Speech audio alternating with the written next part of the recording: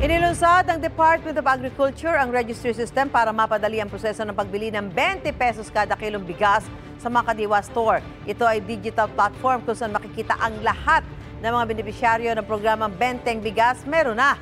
Layo nito na mapadali ang proseso at monitoring sa mga bibili ng 20 pesos na bigas. Para makapagparehistro, pumunta lang sa piling P20 Bigas Outlet at magdala ng valid ID. Kapag nakapagparehistro na, may makukuha kayong QR code na gagamitin tuwing bibili ng bigas. Sa susunod, maaari na rin magparehistro sa mga lokal na pamahalaan, piling paaralan at online mode sa pamamagitan ng government applications tulad ng egov.ph.